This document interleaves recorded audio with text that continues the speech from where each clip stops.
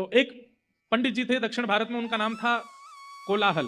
तो कोलाहल पंडित जी क्या करते थे, इतने ज्ञानी थे, वो सबको हराते घूमते थे। उनके सामने कोई मिल जाता, इधर आओ मुझसे शास्त्रार्थ करो।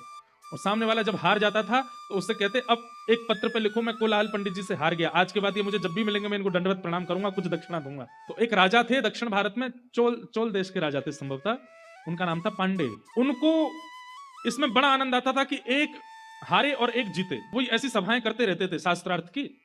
तो उन्होंने कोलाहल पंडित जी को परमानेंट रख लिया अपने राज्य में। बोले मैं ढूंढ ढूंढ करके विद्वानों को लाऊंगा, आप सबको हराते जाओ और मेरे देश का नाम रोशन करते जाओ। कोलाहल पंडित जी सबको हराते थे। तभी किसी ने नाम प्रस्ताव किया, बोले कि यामुनाचार्य जी हैं, उनको बुलाओ। तो यामुनाचार्य जी के लिए पालकी भेजी गई। पालकी में बैठ करके यामुनाचार्य जी आए, सामने कोलाहल पंडित जी बैठे, इधर यामुनाचार्य जी बैठे। यामुनाचार्य जी शांत बैठे थे। तो कोलाहल पंडित जी, देखना तुम जो कहोगे उसी पर मैं तुमको हरा दूंगा और ये करूंगा वो करूंगा। राजा ने कहा आज किस विषय पर शास्त्रार्थ होगा? तो कोलाहल पंडित जी बोले, ये यामुनाचार्य जी का शांत सा मुखड़ा देख करके मुझे लगता है बड़े बड़े विषय पर तो ये हार जाएंगे मुझसे, इनकी आवाज ही नहीं निकल रही है। तो एक बड़ा सामान्य सा विषय रखते हैं। बोले क्या? ये जो कुछ भी कहेंगे मैं उसका खंडन करूंगा। राजा ने कहा कितने वाक्य बोलने की अनुमति है? बोले 3 वाक्य बोलेंगे ये, और मैं तीनों वाक्यों का खंडन करके इनको हराऊंगा।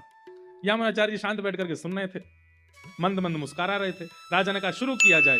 तो यामुनाचार्य जी सबसे पहला शब्द बोले, ये कोलाहल पंडित जी जो हैं, इनकी माता जी जो हैं वो काकबंध्या हैं। काकबंध्या बोलते हैं जिनके एक ही संतान होती है। तो कोलाहल जी अकेले ही थे ना, उनकी कोई बहन थी ना कोई भाई था।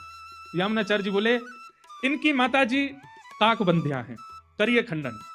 अब कोलाहल बोले इसका खंडन कैसे करूं, मैं अकेला ही हूं, मेरे कोई भाई नहीं बहन नहीं, खंडन वाला नहीं चलेगा, कोई और बात करते हैं। वो समझ गया कि ये मुझे हरा देंगे अब।